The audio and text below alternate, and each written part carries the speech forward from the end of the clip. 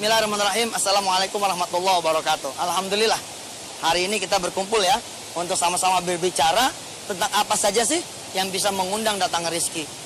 Rezeki baik berupa duit, itu berupa pekerjaan yang lebih baik, usaha yang lebih barokah, nggak punya rumah jadi punya rumah, punya utang jadi nggak punya utang, punya penyakit jadi nggak punya penyakit, jadi sehat, nggak punya jodoh jadi punya jodoh, nggak punya anak jadi punya anak, sampai kemudian rizki yang berupa iman, Islam, ihsan, amal soleh, ibadah, istiqomah, sabar, syukur, ikhlas, dan yang lain-lainnya.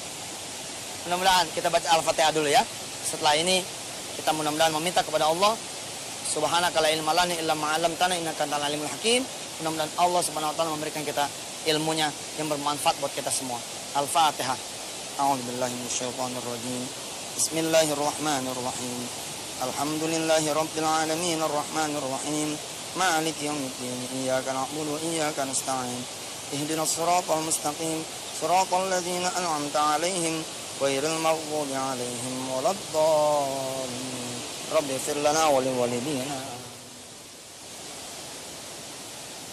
Ya, yang mengalirkan rizki ya Maya adalah Allah Subhanahu wa taala. Yang mengalirkan air ini juga. Ya, yang mengeringkan air ini, yang mengalirkan adalah Allah. Termasuk rizki kita juga adalah Allah ya. Kalau kemudian kita mau rizki kita banyak, ya kita dawamin dah.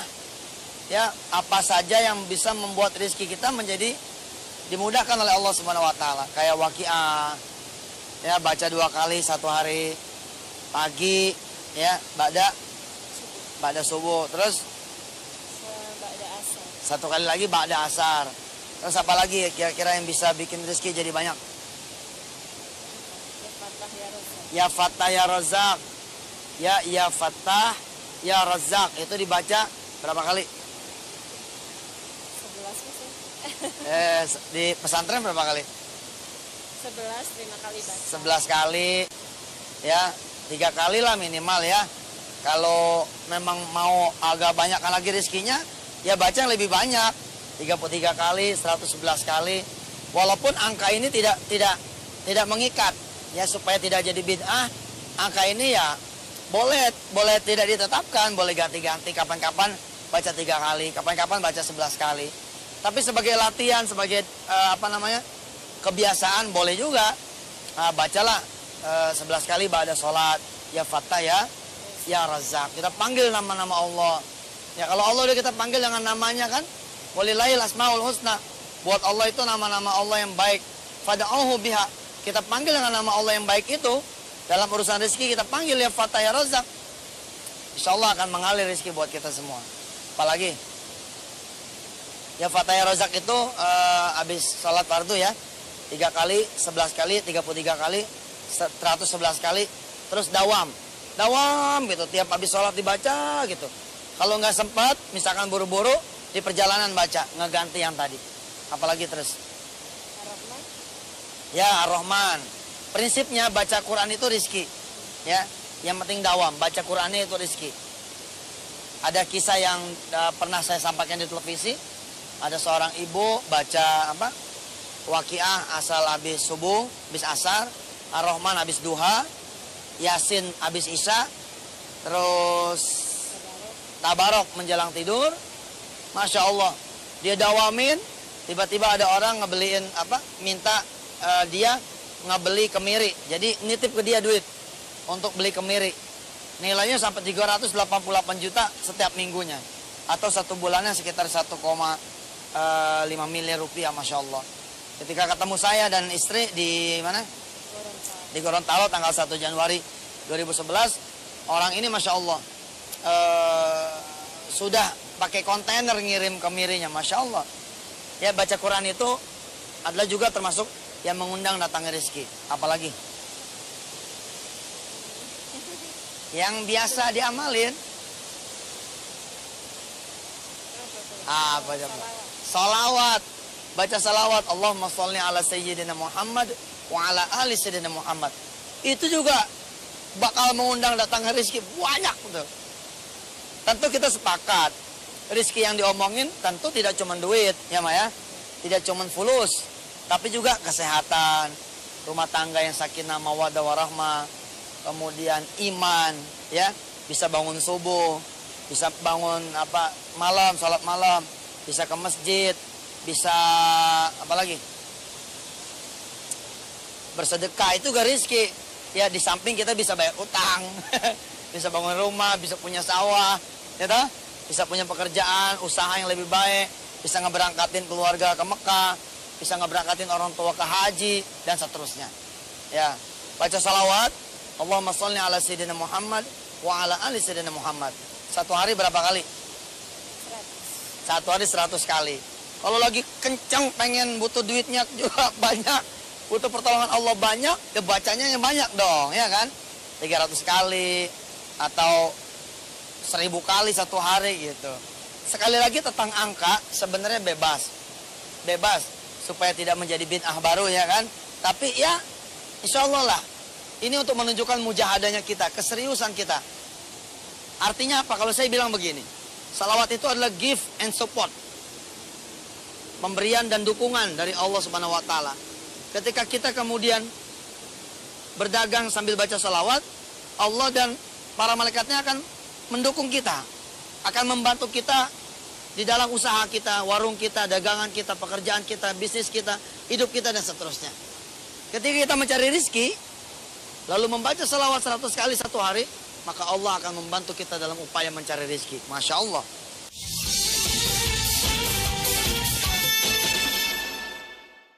Apalagi, coba Waqiah 2 kali, habis subuh, habis asar. Terus 4 surah tuh, Waqiah, Ar-Rahman, Al-Mulk, Yasin. Ya, satu hari digeber terus. Sambil juga baca Quran yang lain-lainnya dikhatamin tuh. Ya, satu hari selembar, sampai khatam 3 tahun, 4 tahun gitu. Terus apa lagi? Ayo. Amalan kita sehari-hari. Sedekah. Sedekah. Itu sedekah juga tuh, waduh, ngundang rezekinya Masya Allah. Udahlah, jalan rezeki itu Allah yang punya.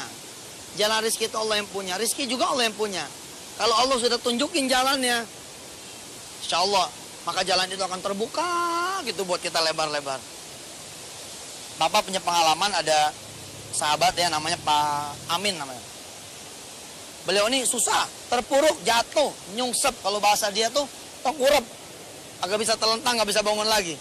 Suatu saat kemudian ketemu saya atas izin Allah tahun 2007, sholat asar. Ini berdiri jauh-jauh melulu sih, deketan apa? Itu sholat asar dia, sholat asar, ada papa di situ. Lalu diminta doa. Konon beliau bilang ada nasihat dari papa yang dia ikutin, yakni ngasih makan. Ngasih makan, sedekah, segala macam dah. Dalam keadaan dia susah, dia menjual barang-barangnya, mengeluarkan tabungan yang tinggal sedikit-dikitnya itu, lalu dia bagiin terus. Subhanallah mah, apa yang terjadi? Tetap susah. Tetap susah, akan begini aja, enggak begini.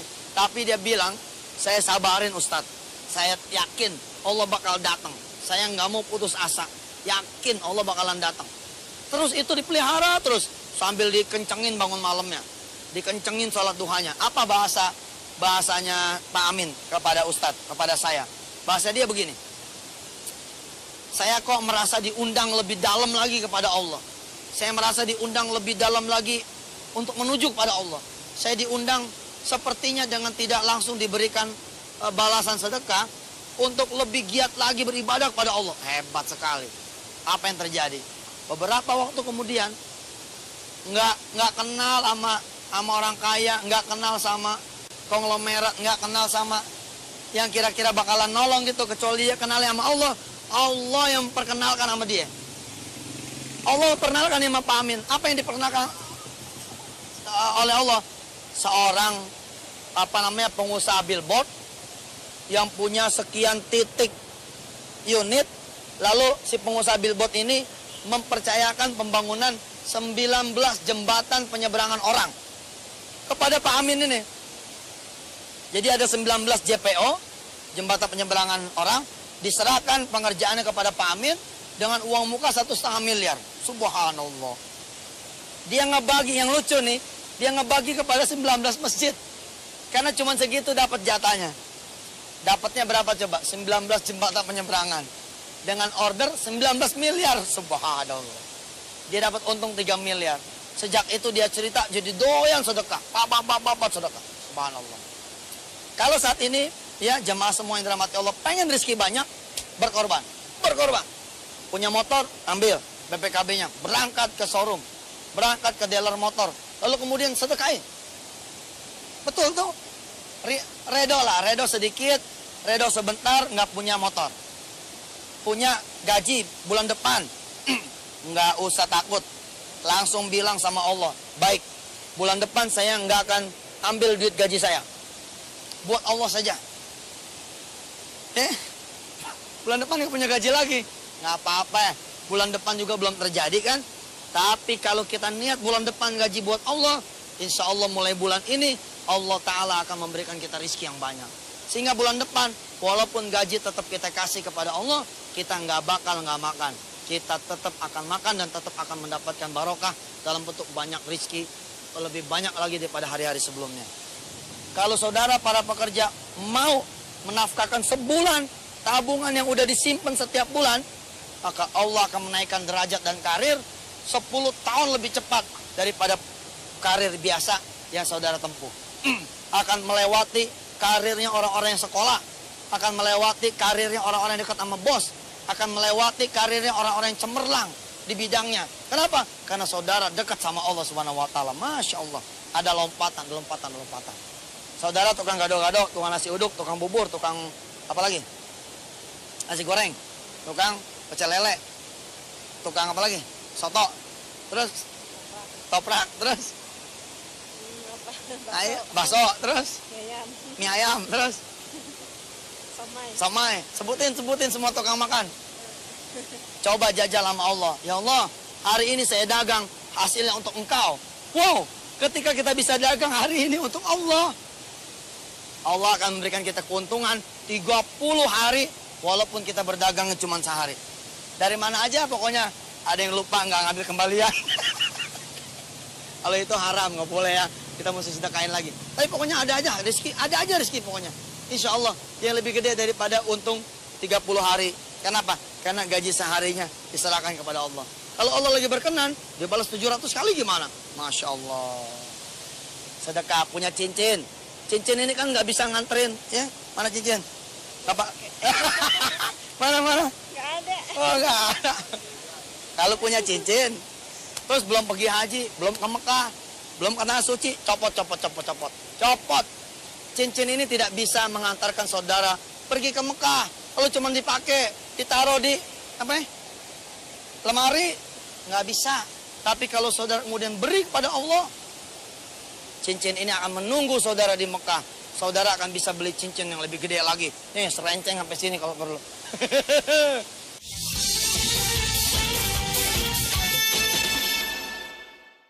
Ingat nggak Bang Edi? Bang Edi yang suka batu-batu nyuci mobil. Suatu saat Bang Edi itu bilang begini, Ustadz, bagilah duit buat beli sepeda. Terus saya bilang sama dia, Ed, lu kan tahu gimana caranya supaya beli sepeda. Ya, lo mah, Ji, masa gue disuruh sedekah? Kan gue orang susah. Saya bilang sama dia, Ed, justru makin susah, makin lo harus sedekah. Kalau lo mau beli sepeda, mesti ngumpulin duit. Lo lama, anak lo keburu nangis, keburu lupa. Apa dia bilang? Tapi dari mana ya? Dari mana kek? Tapi otak lo, Ed, saya bilang gitu. Apa bilang itu? Jangan ngarepin, sepeda tuh gue beliin. Kalau ngarepin gue yang beliin, tauhid lo rusak. Jangan. Pokoknya berharap saja sama Allah. Bismillahirrahmanirrahim, ada duit berapa, sedekahin. Bilang sama Allah, ya Allah, saya mau beli sepeda dengan duit yang gak seberapa ini. Edi waktu itu, Bang Edi, itu sedekah tuh. 30.000 kalau dia salah. Begitu dia sedekah 30.000, Masya Allah. Dia kan bukan tukang pijit, tapi bisa mijit. Diundang mijit sama orang Darussalam. Jadi ini kampung Ketabang, di sini nih ada komplek namanya Darussalam. Diundang sama orang komplek. Apa kata orang komplek? Bang, nih duit buat bayar pijit, dipulangin tuh duit sodakonya, karena harga bayaran pijitnya bayaran sodako dia. Lalu masih ada bonusnya. Jamaah, apa bonusnya?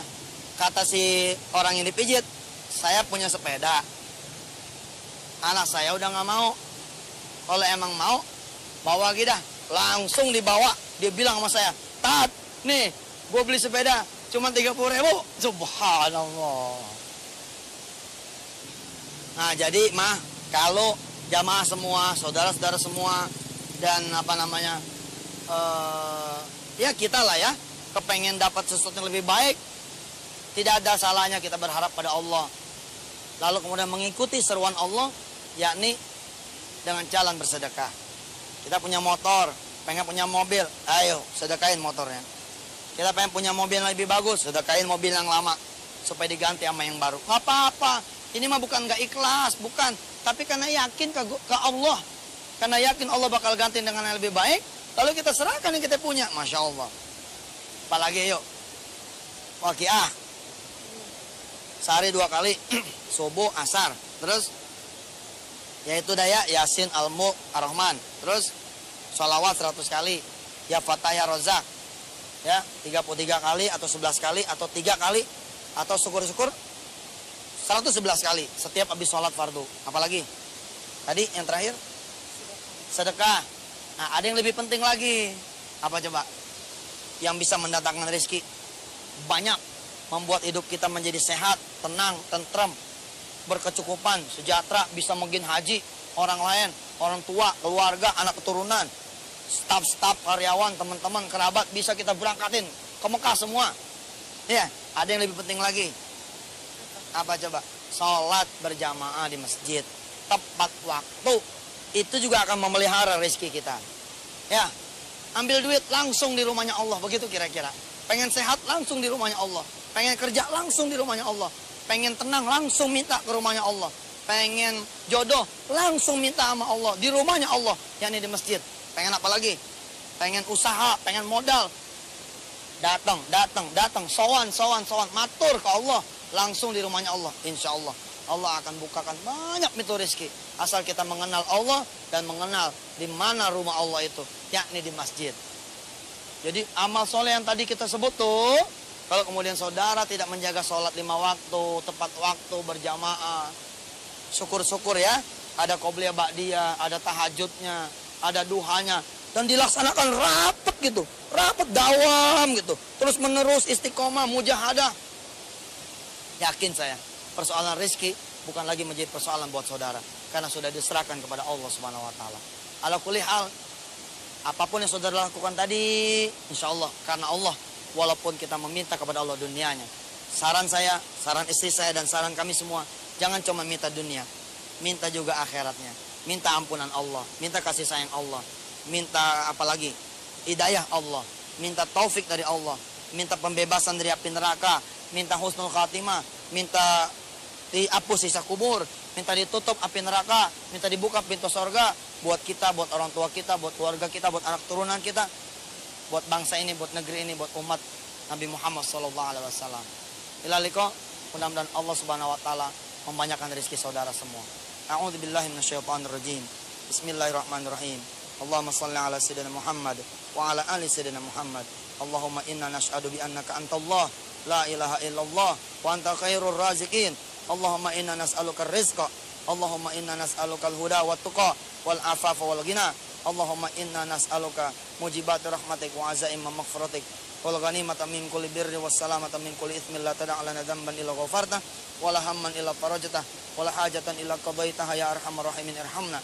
Allahumma kfina bihalalikan haramik wa aghnina bi fadlika amman siwak. La ilaha illallahul azimul halim, la ilaha illallah rabbul arsyil azim, la ilaha illallah rabbus samawati wa rabbul ardi wa rabbul arsyil karim.